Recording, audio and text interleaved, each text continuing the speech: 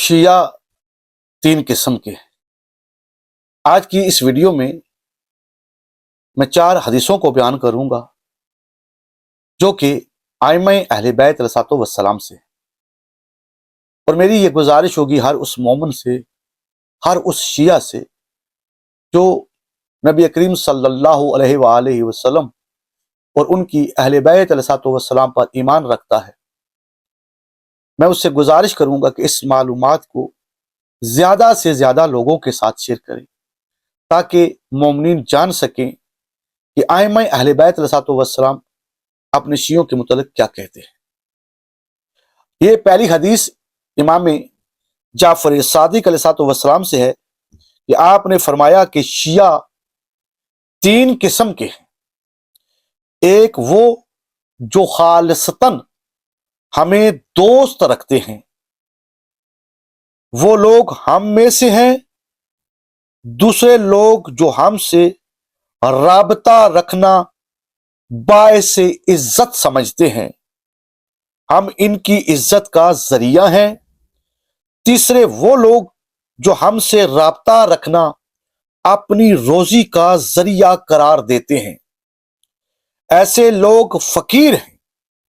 جو لوگ خاص محبت کرتے ہیں وہ ائمہ کے دوست ہیں۔ جو لوگ اپنی عزت کی خاطر ائمہ سے رابطہ رکھتے ہیں انہیں عزت مل جاتی ہے، اور جو لوگ روپیہ پیسہ کی وجہ سے ائمہ کو دوست رکھتے ہیں وہ لوگ فقیر ہیں۔ اللہ اکبر۔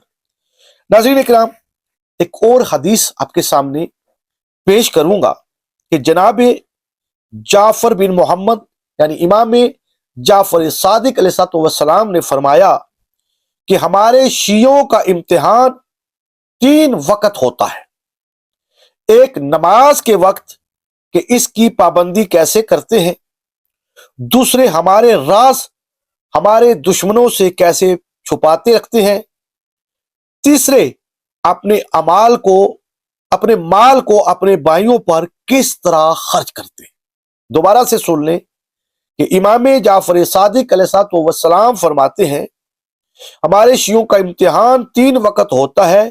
ایک نماز کے وقت کہ اس کی پابندی کیسے کرتے ہیں، دوسرے ہمارے راز ہمارے دشمنوں سے کیسے چھپائے رکھتے ہیں، تیسرے اپنے مال کو بھائیوں پر کس طرح خرچ کرتے ہیں۔ ناظرین کرام، اس کے ساتھ دو حدیثیں اور بیان کروں گا، پھر میں آپ سے اجازت چاہوں گا۔ امام جعفر صادق علیہ السلام فرماتے ہیں تین عادتیں جس شخص میں پائی جائیں وہ کامل مومن ہوگا۔ اللہ اکبر۔ آئے امام جعفر صادق علیہ السلام سے جاننے کی کوشش کرتے ہیں کہ وہ تین عادتیں کیا ہیں کہ جس سے کسی کا ایمان ثابت ہوتا ہے اور وہ کامل ایمان ہوتا ہے۔ آپ نے فرمایا کہ جس شخص میں یہ تین عادتیں موجود ہوں اس کا ایمان کامل ہے۔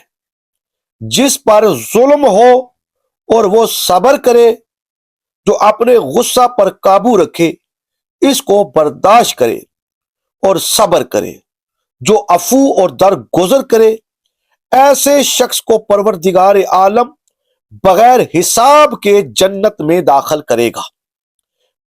پروردگار عالم اس سے قبیلہ ربیہ اور مضر کے افراد کی تعداد کے برابر لوگوں کی سفارش قبول کرے گا۔ اللہ اکبر۔ اس کے ساتھ ساتھ ایک حدیث اور ہے جو میں آپ کے سامنے بیان کروں گا جو کہ امام محمد باقر علیہ السلام سے ہے، جس میں بیان ہوا ہے کہ جس شخص میں یہ تین باتیں ہوں گی اس کا ایمان مکمل ہے۔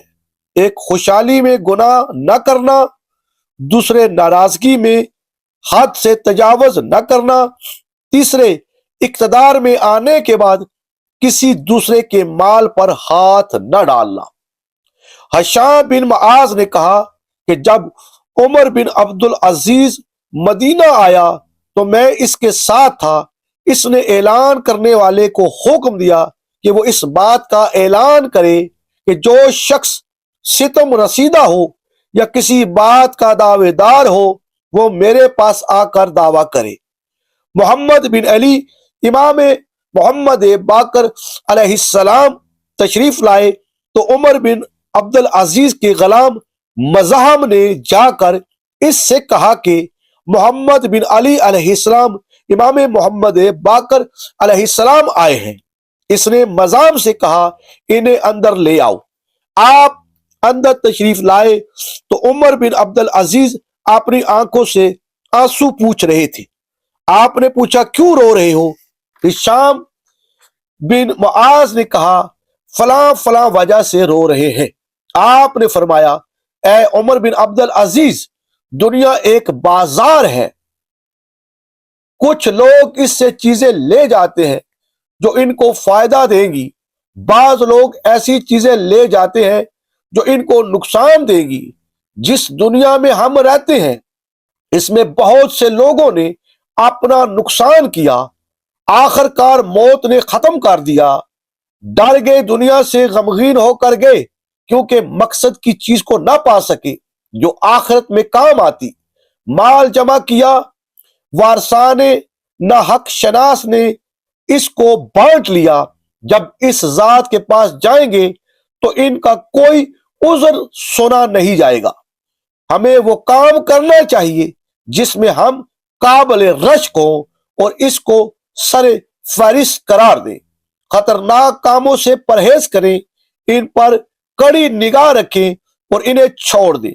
خدا اسے ڈر اور دل میں دو باتیں رکھے، خدا سے ڈرے اور دل میں دو باتیں رکھے۔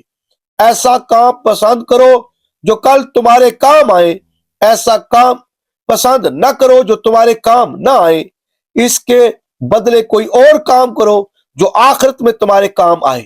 تم سے پہلے جو سامان بیکار ہو چکا ہے اس پر توجہ نہ دو، یہی سمجھو کہ تمہارا اس سے کوئی تعلق نہیں ہے۔